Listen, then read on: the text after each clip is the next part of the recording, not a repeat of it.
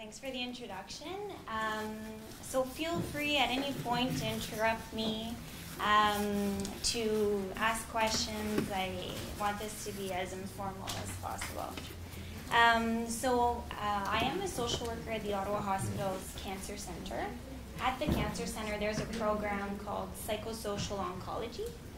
And we're a team physically located at the Cancer Centre, but we have a team of social work, psychology, psychiatry, physio, dietitians, and speech language. And our goal basically is to provide support to patients and families undergoing kind of the cancer journey or experience, particularly to patients who've been seen by medical oncologists or radiation oncologists and who are undergoing treatment. So we can provide anything from counseling to one-on-one supports. We have information groups, we have support groups, and part of my role, I am one of the social workers, but part of my role is to coordinate the new referrals coming in. So for example, if somebody from Toronto calls or somebody from BC calls, even though they're not necessarily a patient of ours, it's part of my role to kind of get them connected with the resources in the community. So, essentially, my goals for today are to review kind of the normal reactions and feelings when faced with a cancer diagnosis. And I'm going to use the word cancer, but feel free to tell me if that's an insensitive term or if you want me to call it something else. I'm used to working at the Cancer Centre, so it's the word to me. So, and I want to review some self-care strategies in living well with CML or despite CML, depending how you see it. And I wanted to review things kind of by step. So taking a self-help approach, then taking a more peer support approach, and then looking at also some professional resources and what else there is out there, and when to know when we need what. So I really like both these quotes.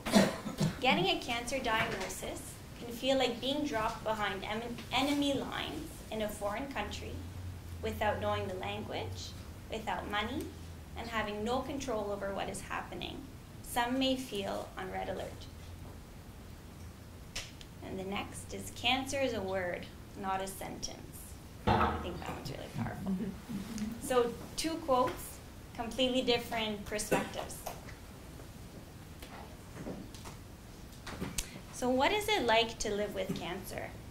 If you could describe cancer in one word, be it your experience or somebody else's, somebody close to you, what would that word be? So I'd invite, okay, I like that. Terrified. Terrified. If you want, you can share, and if you need to take a minute to kind of gather your thoughts, close your eyes, think about it, feel free. I'm curious to hear what your word would be. Sad. Sad. Initially, it's a shock to us, obviously. Yeah. Angry. A lot of people say angry. Yeah. I would say over time, the word I would most associate with it is limiting. Limiting. That's a good one. Can I use a phrase? Yes, you may. A light in the tunnel that is coming at you. Okay. Interesting perspective, yeah. A smack in the face. Yeah. Some people may say that that sentence. I had no emotion. Yeah. So going on this. You don't feel like anything. Yeah, a bit numb. Well, it's still like that, you know, For sure. which is good, I guess. So I think, as we're hearing, it's a very individual experience. It's different for everyone, and I think it's especially different when you're the person affected with cancer or the loved one, the caregiver, the daughter, the spouse, the child. But I think what's important to keep in mind is that all your perceptions are valid and all your feelings are normal. I think some feelings are especially uncomfortable, or some kind of thoughts that come to mind are especially uncomfortable, but they're as valid as the others and as normal as the others. So I think when faced with a diagnosis of cancer, there's different degrees of challenge. And we can be faced, for example, if we had a lot of previous challenges before a cancer diagnosis, it can be even more challenging. If we had a lot of medical issues before, we've been sick for a long time, a lot of comorbidities. If previously we had really good coping strategies, a really good social circle, versus the opposite, these can all kind of, I think, impact how we're going to deal and cope with our cancer. So it's healthy to acknowledge and experience the emotions that a serious threat to life as we know it can bring. This doesn't mean kind of constantly feeling about it, but I think it's important to let it come to the surface and to fully feel. So the reason why I have a picture of waves is I have my favorite analogy that I use almost every day. If you picture your emotions like a beach ball, and you let the beach ball go on the waves, and you kind of let it float. It'll come and go, and come and go. You could also take that beach ball and push it in the waves, and you can keep it there, but only for so long before it kind of pops to the surface and splashes you in the face. So I think our emotions kind of do the same thing. I think as humans, we naturally have defense mechanisms. And our defense mechanisms do exactly that. They're there to protect us from feeling hurt, because it's hard. It's painful. So our defense mechanisms may tempt us to push our feelings aside, or repress them, or laugh it off, or never cry, or cry too much. So all this to say that our emotions need to be felt in order for us to properly process our feelings.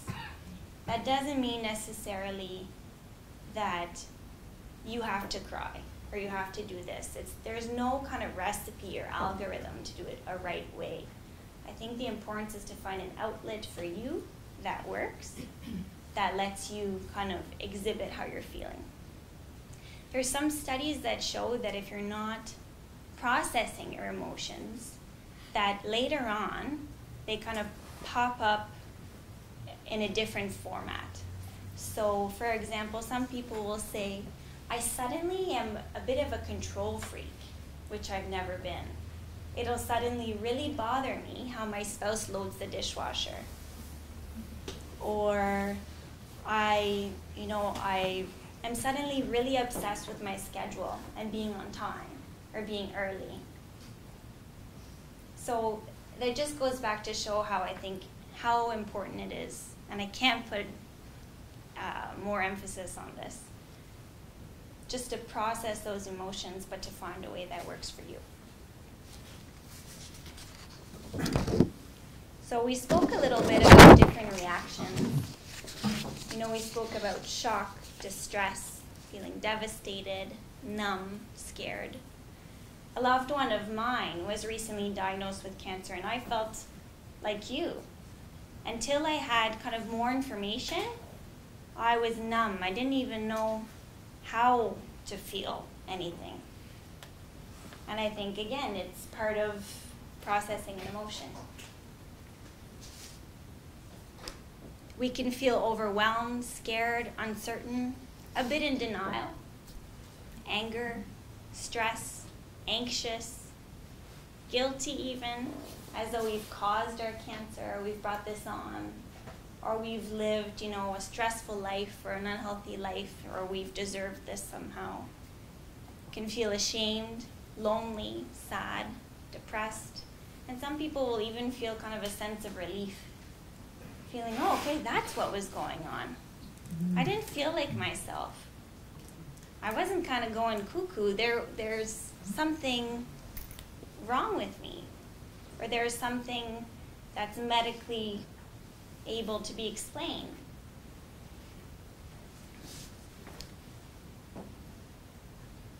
Some people are very focused on the why, and it's very normal to want to find out why.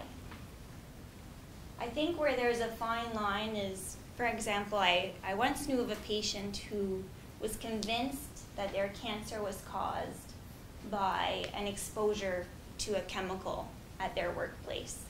But this patient became so almost obsessed with proving that it was true that the patient was almost ignoring or focusing too much on the cause of the problem and not learning how to kind of cope with the problem or the task at hand. And I think when, in this example, it's almost like there was this feeling of grief that was misplaced and focused elsewhere because, again, it's less painful.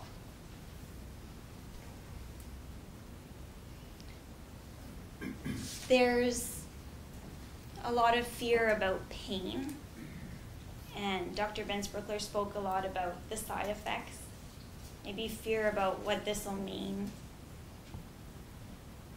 Thoughts about death and dying are sometimes overwhelming. For a lot of us, it can be the first time that we've realized that we're impermanent. It's almost a smack in the face. And again, as I was mentioning, some people really experience a sense of hope and thinking, okay, there's advancement. We're going to, push through this, get through this. So there's 5 main needs when living with cancer. Again, if there's more than 5 or less than 5, I want to hear about it. So the first I would say is informational. I think that one can be almost insatiable because the information we need sometimes is not readily available, whether it's that science hasn't made it that far yet, or we're still waiting on test results that are pending. And I think whether it's about logistics, appointments, or prognosis, I would tend to say that this is #1 challenge for a lot of the patients that I see. The second would be a psychosocial need. So this one is related to emotions and coping, adjustment to the cancer itself. And a psychological aspect of cancer can provoke a lot of changes. Changes to our self-image, our self-identity, our self-confidence. Maybe we're feeling that we can't maintain the same lifestyle, so we're having some body image challenges suddenly, feelings of anxiety, feeling of depression, and these I like to call kind of the invisible symptoms or side effects of cancer or the treatment itself.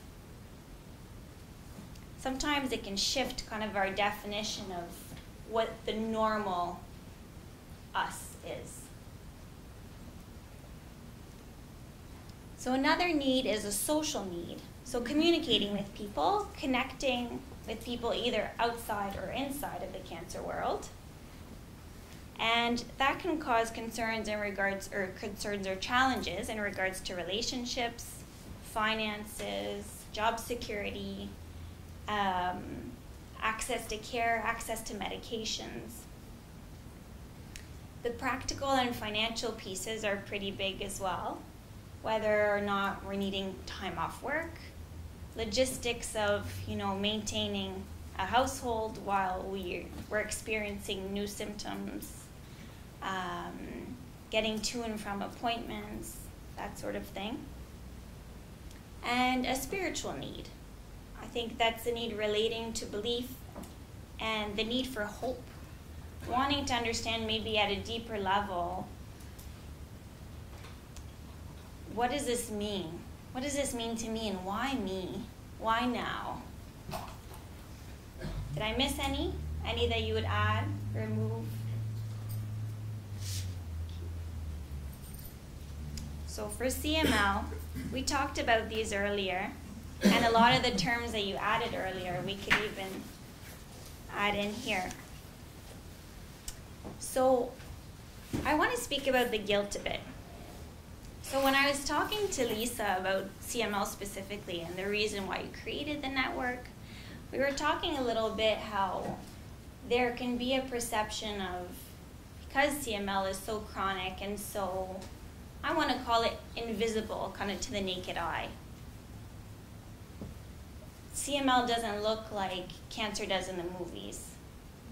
So there could be almost this sense of guilt as, well, other people are more sick than me or look more sick than me.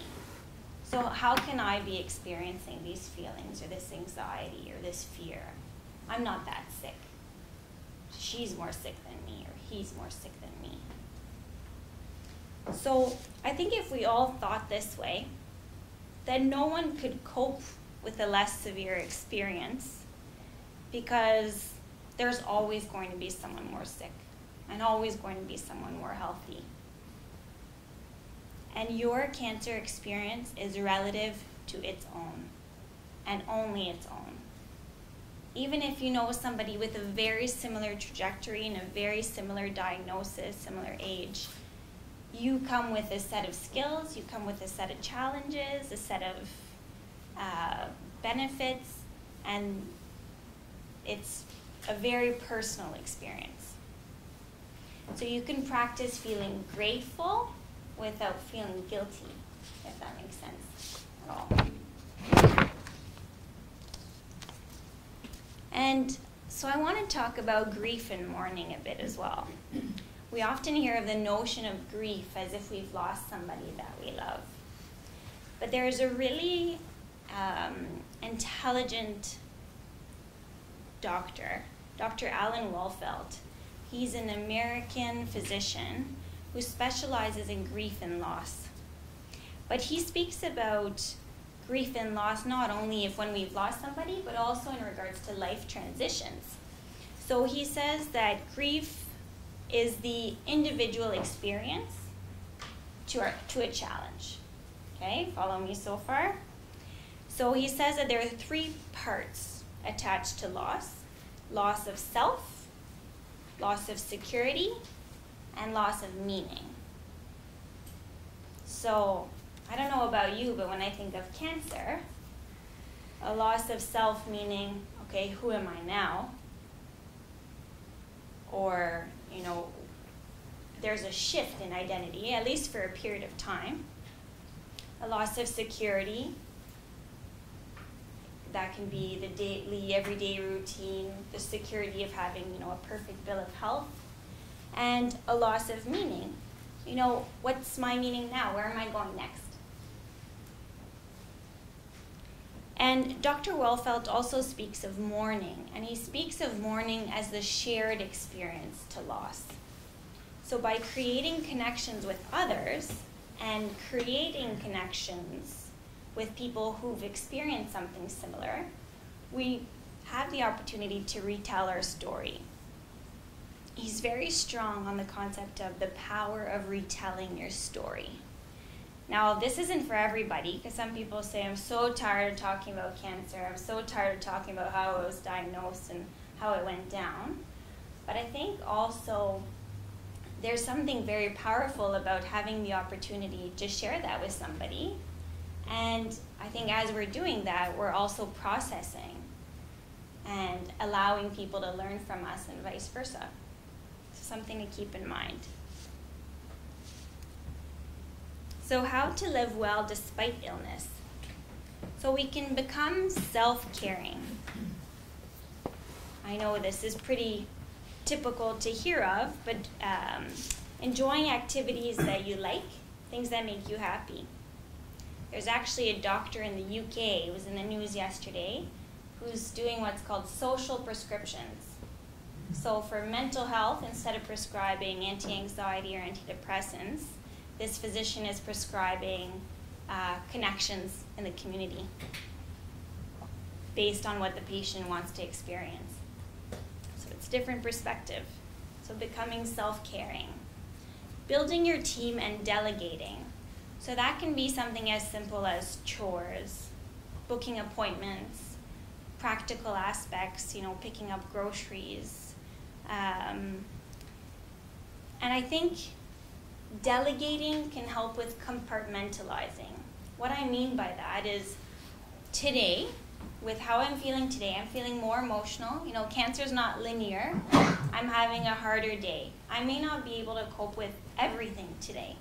the chores, the transportation, making the meal, doing some self-care, something in there, but I may be able to do part of it, or the parts that are more important to me, if I can delegate some of these tasks. Maybe some of the more practical things that are easier to delegate. And those people who are at your door saying, if there's anything I can do, if you're comfortable, try to take them up on the offer and see how that goes. So setting realistic goals and taking on one thing at a time. So there's I brought a few practical tools, and one of them is an activity, a daily activity schedule it's called.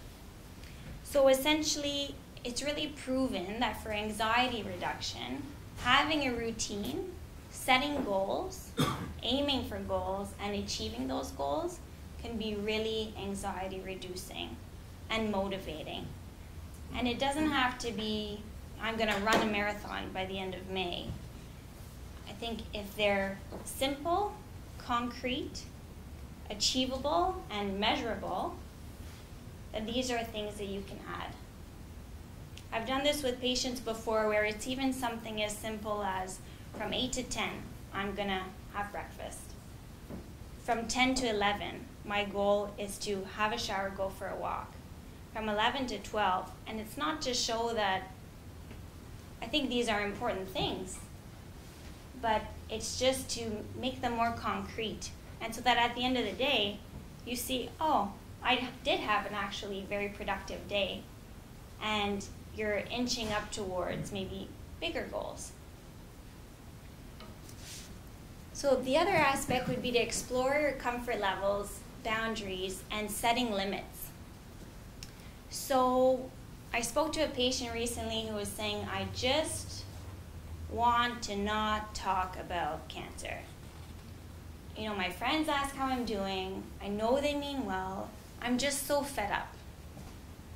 So we spoke a lot about boundaries and setting your expectations of people and setting your limits. So I think that people won't necessarily know how to engage or what you're expecting from them unless you share with them what you want or what you need or what would be helpful from them. Can I make a comment? Yeah, please. I wanted to comment on this, and I don't know, I'm sure some of you will this will resonate with you, but how many of you, when you don't feel well, and Teresa and I have had this conversation a lot, but you're not feeling well, but because CML is CML, you generally look well, right? And so, so where, some people might get the cancer questions a lot, I often hear, and it goes for myself as well, that, because we don't look ill, that people stop asking, right? Or they kind of, they move away from that crisis period of the diagnosis, where everyone thinks you're gonna die, and once they figure out you're not gonna die, and all you have to do is take the pill, your support sort of kind of fizzles away. It falls away, right? And you're expected to go back to normal. There isn't really a space to have those conversations anymore. So I guess maybe if you could just comment on that, like what do you, how do you handle that, like with a partner or with your family, with people who are going to say to you, well, you look totally fine, or pull up your socks and what about it's been 8 years? I right, think like how long is it going going to take? People don't understand, and I didn't before I was diagnosed with this, is that you think someone gets cancer, they go through their treatment, they go through their chemo, whatever, and they either die or they live. And if they live, everyone, and I'm included, thinks it's over. It may take for a lot of people 4 or 5 years to regain the energy and whatever they had before. And I've seen people that do regain their previous life, some very quickly, some pretend to do it, I think, because, you don't want to be sick or you don't want to be incapacitated. But what I've come to learn, and I'll say I learned it myself, is that, people who live with a chronic illness, you know what, it's every day, and it's a real challenge, and I've become more aware of those people say, like, how challenging something like diabetes can be and so on, but they don't talk about it a lot. And I think, because I think there's a few things. One is, people don't want to hear it after a while. And after a while, I think with some of us, people expect that they can demand of us again, or, you know, like, well, what do you mean you can't come? Like, or what, and often it's so, where, like, we have to, and it was a difficult thing for me to say, no, I can't do that, no, sorry. Well, and even some people make you feel guilty. Well, they do, not just some. You know, Yeah. 2 years ago you were sick, well, why can't you come to this now? Yeah, and a lot of it is out of their, you know, their desire to see you, whatever, but those things are very hard, and we often push ourselves. And, you know, I think we'll talk some of this about this in the cancer coaching and that, so, you know, it's a very, very difficult thing, and I mean, if you look at someone like Lisa, like, you don't think she's, you know, and you know, dealing with something like this, or many of us, and even the doctors, you know, they'll say, well, you're chronic. Okay, so what? You're chronic. You're not going to get really, you know, and we heard it tonight even, as much as I agree so much with what Dr. Benz Bruckler said. It was almost as if we're in this chronic stage, so you're in this good stage, you know? And we've heard before that we got the lucky one. We didn't get acute leukemia. We didn't get things like that. So it's really a tough thing. And again, as time goes on, as Lisa has said, then people's expectations go back to our expectations. We would love to go back to the people we were, a lot of us. And that's a real challenge. But then when people around you put that pressure on you, it's very difficult. That's heavy too. So it's interesting. I love this perspective. And so when we talk about boundaries, I think in limit setting, I think it can go both ways. What I mean by that is it's not, I don't think it's necessarily realistic to expect that everyone in your social circle will understand and appreciate what you're going through on an ongoing basis. And I think that's where it's important to have your key players. You have those key people, and if you don't, you can identify them. Those key people who will be your cheerleaders. And with them, these are the people that you can feel safe saying, I'm having a really tough day, and here's what I need from you. And not so much in a selfish way, but here's what I need from you, here's what my expectations are today. Today, I don't want you to tell me it's all gonna be okay. I just want you to, you know, listen. Or I just want you to spend quality time with me. Or I want you to distract me. I think it's about kind of verbalizing or sharing with people what you need from them. Sometimes that's tricky because they're thinking, well, I'm doing the best I can, and I think that's where the education piece comes in. As the people who are experiencing it, that's where you're kind of, I think that's where it can be powerful to be the ambassador and to educate or to connect them, saying, you know, I've heard of this support group for caregivers, and I wonder if you'd be interested in going just to learn a bit more about what I'm going through. Or I'm going to join this support group. Would you come with me? Or watch this video I found online. Read this article, just to kind of expand their knowledge. But I could totally imagine that it's a daily challenge. I want to interrupt again. No, please. And I wanted to make a point about the caregivers, because there is a flip side, right? So the flip side of that is the caregiver who's also going down, doing the CML journey as well, right? And so they didn't ask for this. I mean, we didn't ask for this, but your families did not ask for it. They're kind of like thrown into it, and they've got to deal with it, right? And so I think, you know, at our conference and at a few of our patient meetings, we've done caregiver breakout sessions, and, you know, one of the top pieces of feedback from caregivers is, you know, and they all mean it in, it's coming from a good place, but it's like, this is a lot, right? Because like Teresa said, there's no closure. This is not going to end anytime soon. And so, you know, for the families who have to deal with, you know, the anxiety of going to an appointment every 3 months or every 6 months for 20 years, like that, you know, that seems like forever. No, we're and hoping 40 for us. Oh, right. But, you know, but I think it's important to also understand that, right? That there's challenges, you as much support as the person who has the cancer needs, the supporters, I guess, need that support as well.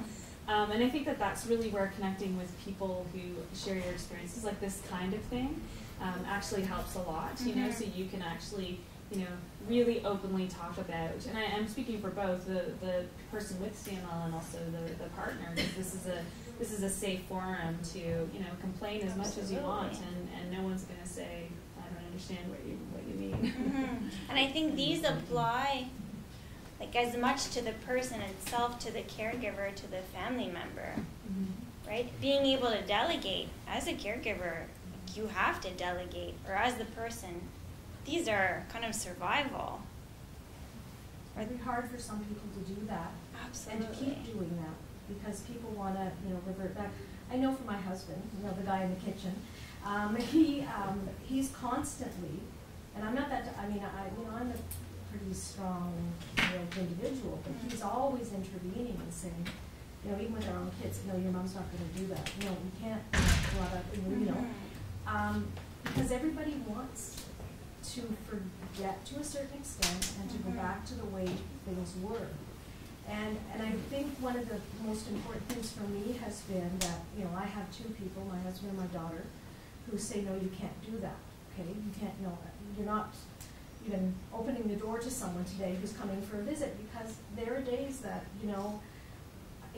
my intellectual, energy, my mental energy is really low, or times of the day, and it's limited, and that's hard on me. But when you talk about people who are in your circle, well, one of the things that that's been very hard for me to do, but I've had to limit my circle, and I've had to rein it into the people who really are there for me, and I'm there for them as much as I can be. But we call that weeding the garden at 50.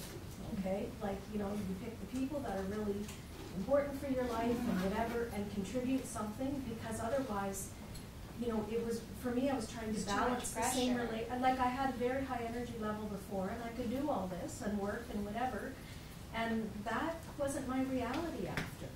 And so I'm one of, when we're all different, and as you said, that's what you have to do, is you have to accept that we're all different, and some of us get back to a certain capacity and some of us don't, whatever.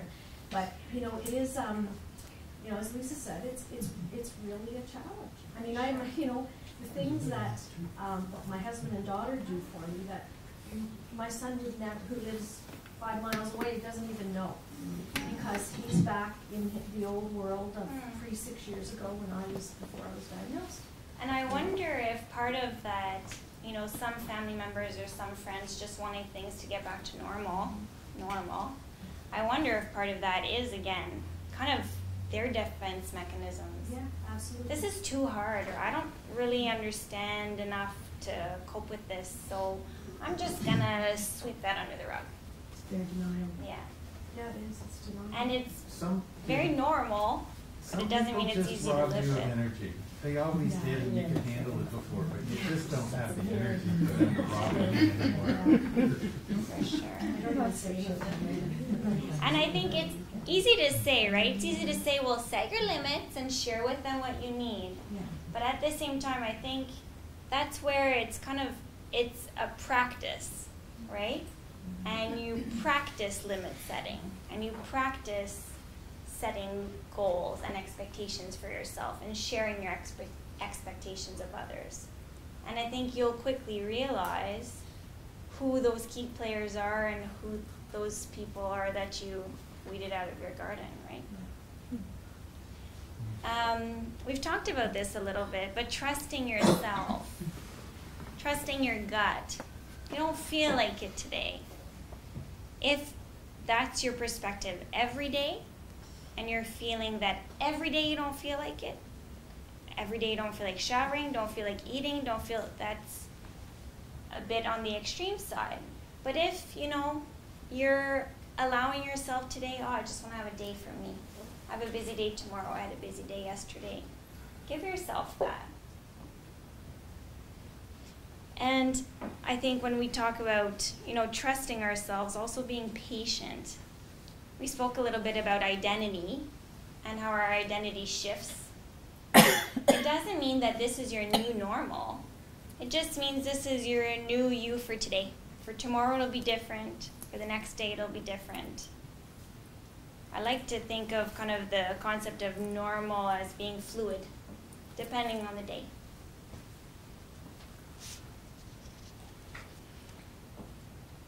So if you're making any changes, you can make them slowly. And again, being patient, setting your goals,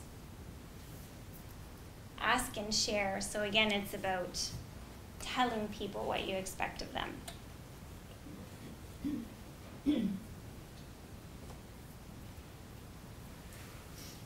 We're going to talk a little bit more about these later on, so I won't delve into them too much. But relaxation, mindfulness, essentially, I just want to kind of put emphasis on the concept of mindfulness, which Patty is going to be doing later. But essentially, I think we're often anxious when we're thinking about what's to come, right?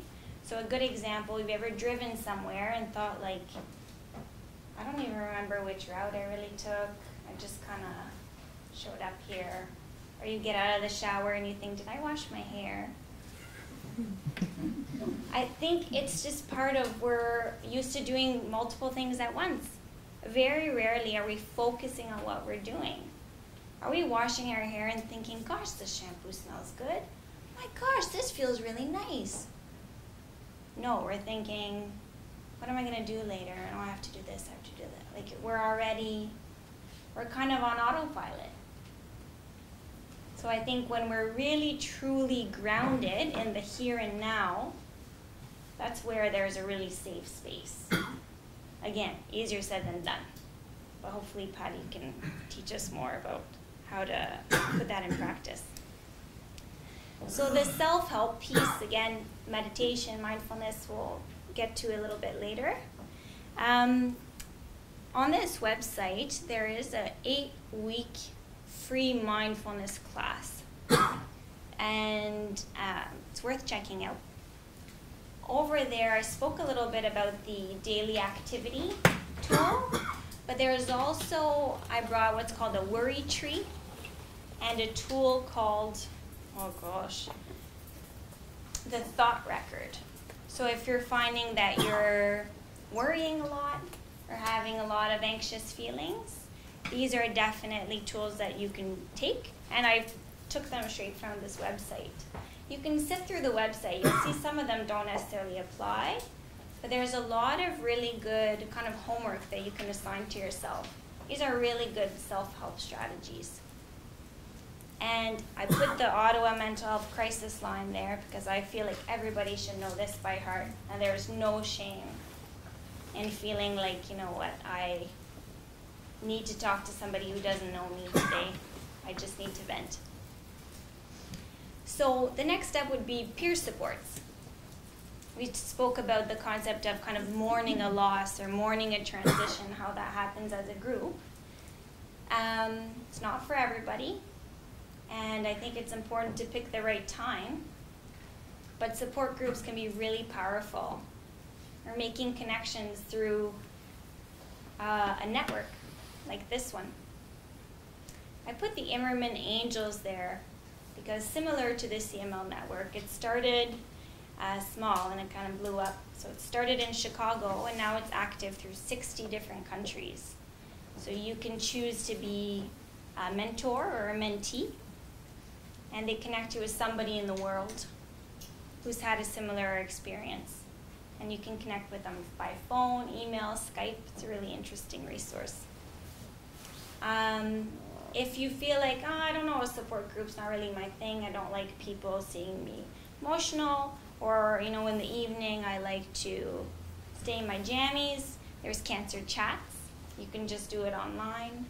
Through the Canadian Cancer Society, there's some peer support over the phone that can work as well. And again, I can't emphasize this enough, but the opportunity is to educate your community. I'm sure you've done it already. People say, well, what's CML? Or like you were saying, Lisa, well, you don't look sick. Let me explain to you a little bit of what CML is and how it affects people's lives. I think there's a way to approach it without seeming like a know-it-all or like a little bit of a professor. You'll find the way that kind of works for you the best, if you haven't already. So if you've tried the self-help route, you've tried the peer support route, and you're feeling like there's something you're missing or you're having more challenges, this questionnaire is a really good place to start. Just in the sense, do I need more support? Do I need professional, individualized support? And it can help kind of reassure that, okay, this kind of reassures my gut feeling. Where is this?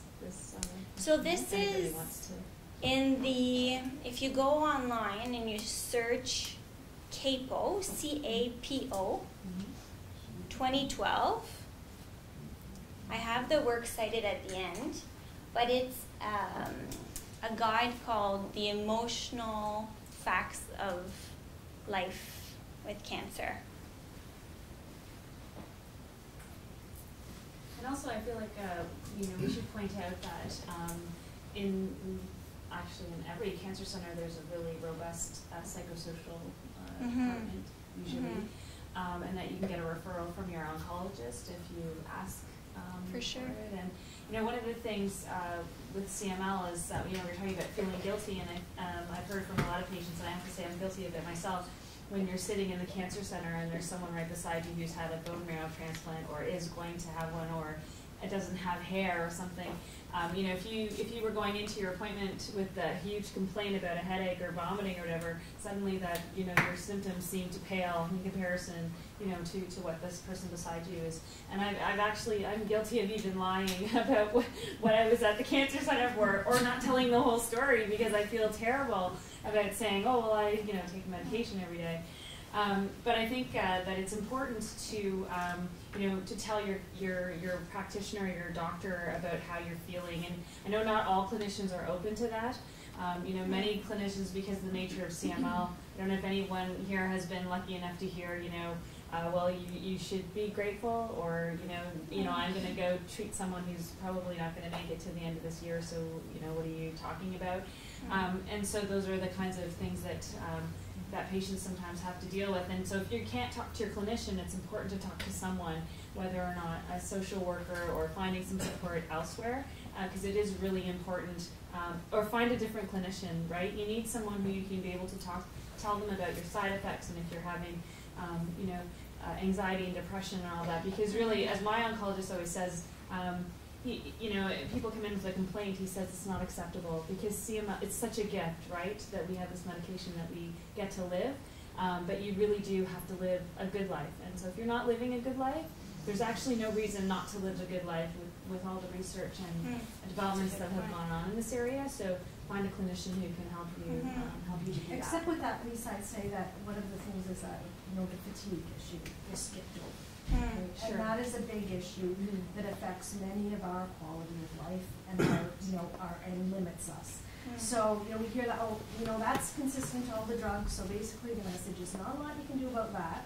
Okay, and I've heard that, or I've heard, well, push your limits. Push your limits. Well, push your limits can often doesn't have an accident. Do things like that. To yourself, but. There was a question that I had because, Lisa mentioned the psychosocial oncology program, okay? And I just wonder, how do people, the Ottawa Hospital, go to the Ottawa Hospital, access that?